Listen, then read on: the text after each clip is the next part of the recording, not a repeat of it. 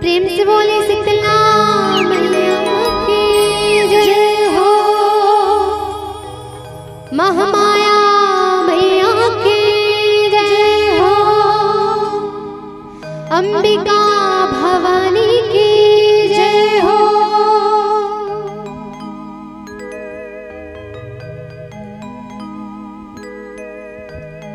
मोर शीतला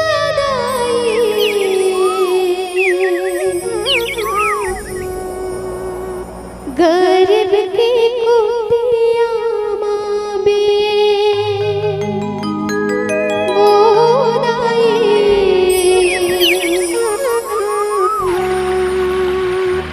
मोर घर मा पाओला मढ़ावे। आओ एक सुंदर से भाव लेके माता रानी ला बुलाना है। माता रानी देखो भगवान भाव के भूख फेरी थे और जोन भाव से हम बुलावो माता रानी का बिल्कुल आए बर पड़े। तो यही भाव ला लेके आप सबसे निवेदन, मधुर मधुर मीठा मीठा ताली के साथ सेवा करबो भजन।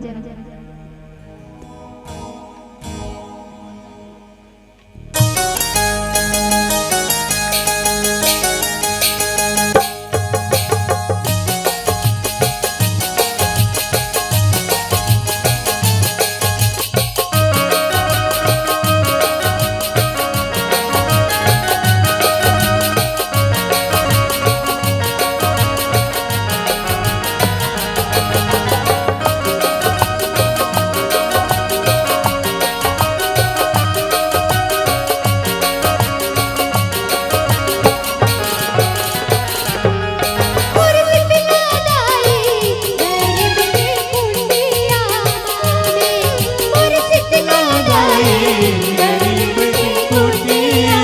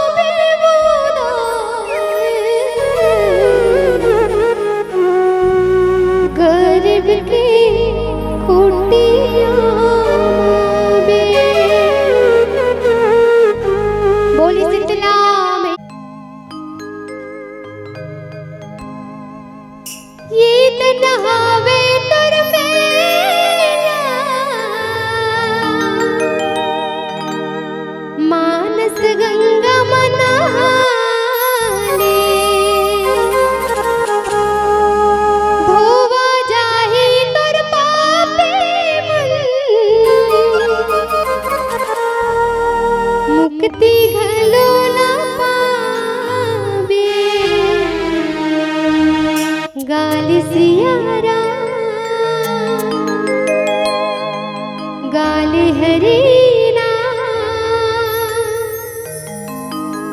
राधे श्याम गाले पे मोर महतारे सत्संग मान जावे।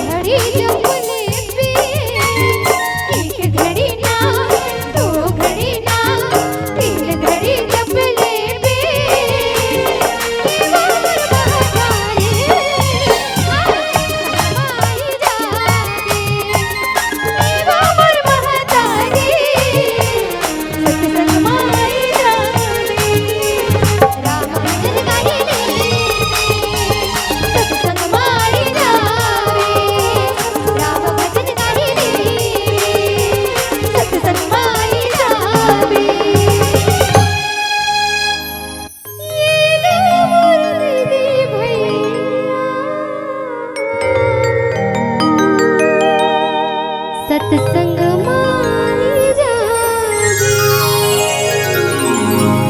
श्यावर रामचंद्र शंकर हरिओ।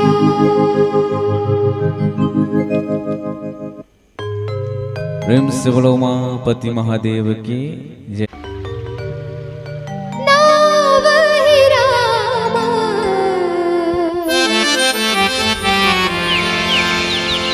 चरित सिरि मानस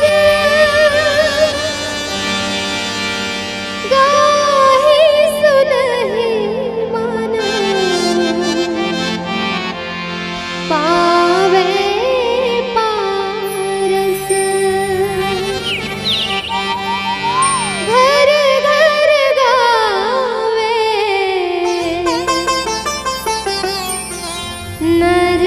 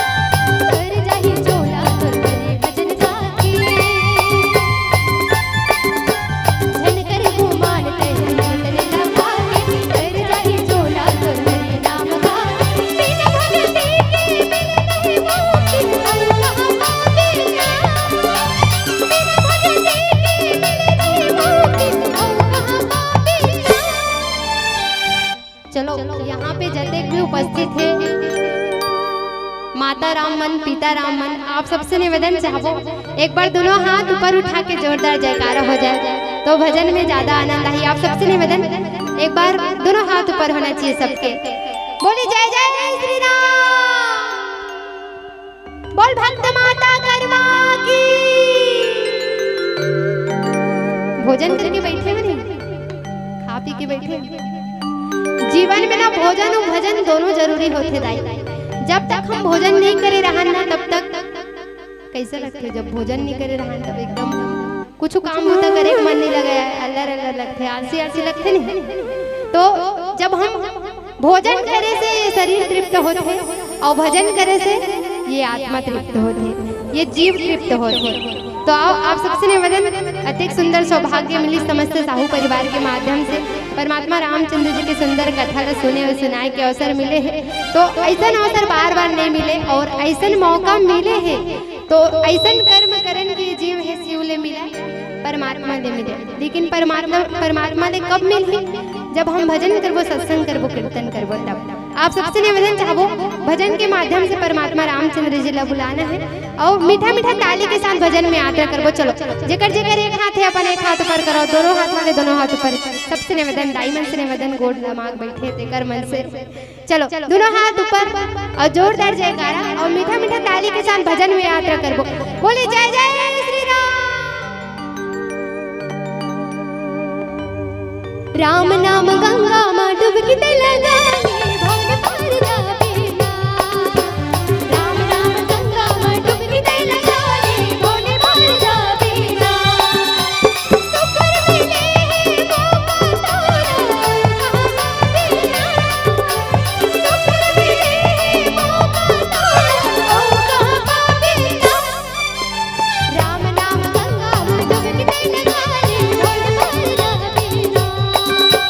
राम नाम गंगा मां डुबकी ते लगाले भोले पार जावे ना।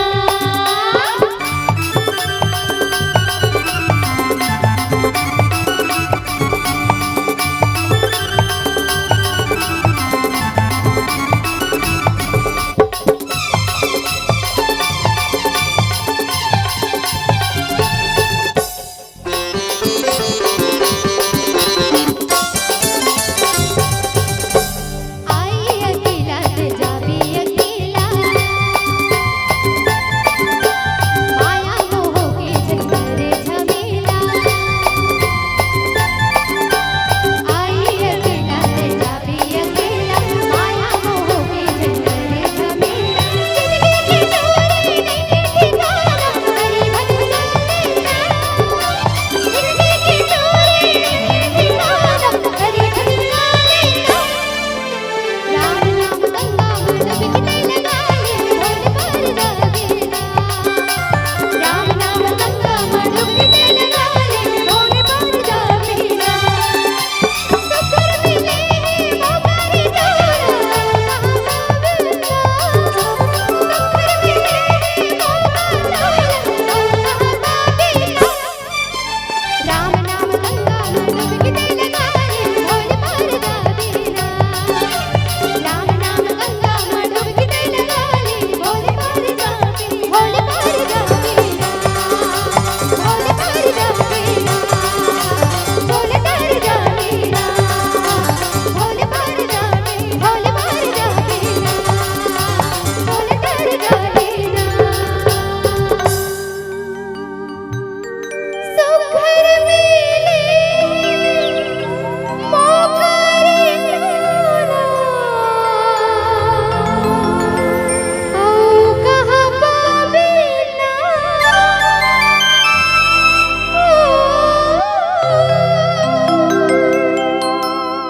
सुखर मिले मौका जे तोरा औ कहां पावे ना। राम नाम गंगा मां डुबकी ते लगाले भोले पार जावे ना। बोले राजा रामचंद्र की जय हो। बीत जाए जिंदगी बिरथा मोर भैया।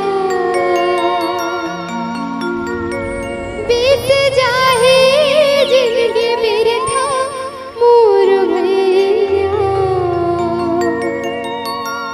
तैहा गाले तोर का मन मारा मर मैया। ला ला ला ला ला ला।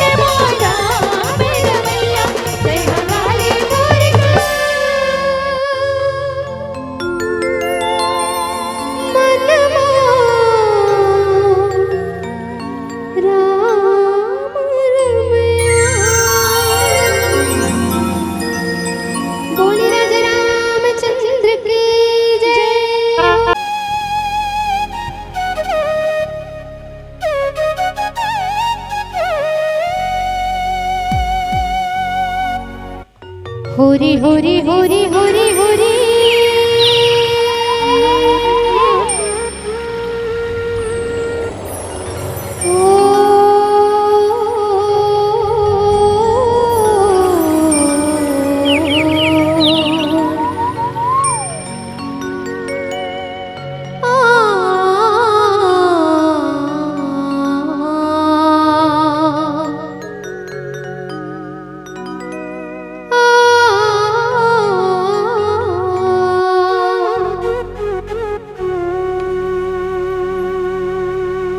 सागर है नैया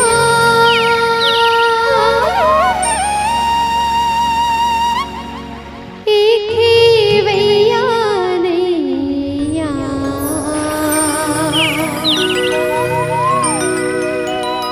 कच लोहा तोर काया के भरोसा नहीं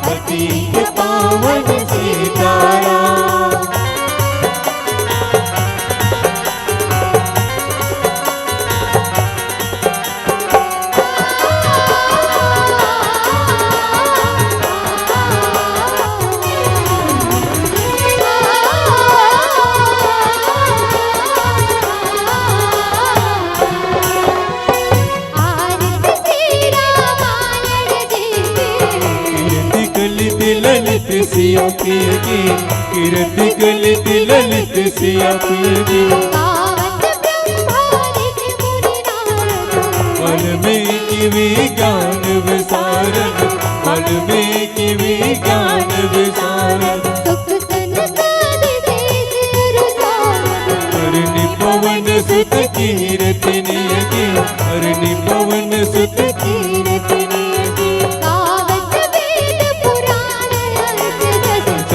शास्त्र सब ग्रंथन को रस सहु शास्त्र सब ग्रंथन को रस तारे अंश सम्मत सब ही की तारे अंश सम्मत सब ही की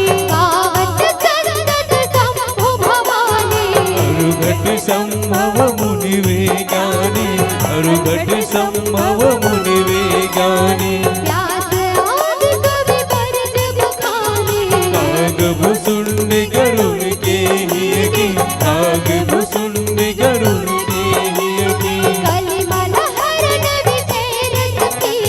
सुभग सिंगार मुक्ति जुगती की सुभग सिंगार मुक्ति जुगती की नाथ मात सब विधि तुलसी की नाथ मात सब विधि तुलसी की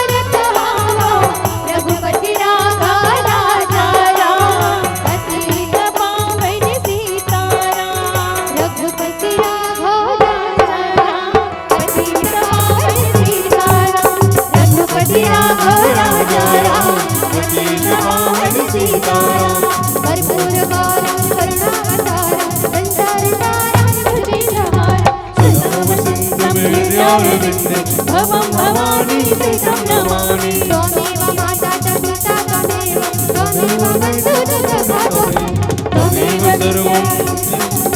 त्वमेव सर्वं मम देव देवा गोविन्द बोलो हरि गोपाल बोलो गोविन्द बोलो हरि गोपाल बोलो राधा रमण हरि गोविन्द बोलो गोविन्द बोलो हरि गोपाल बोलो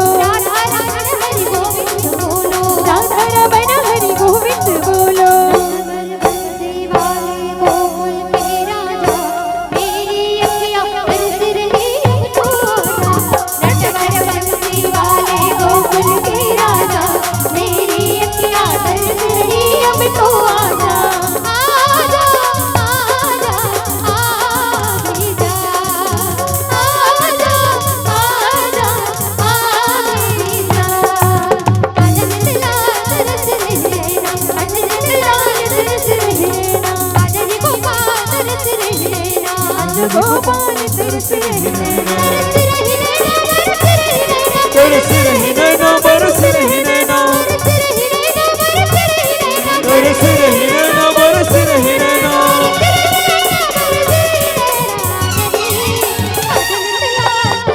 अजनंद लाल तरस रही नैना अजनंद लाल तरस रही नैना अजनंद लाल तरस रही नैना अजनंद लाल तरस रही नैना अजनंद लाल तरस रही नैना अजनंद लाल तरस रही नैना अजनंद लाल तरस रही नैना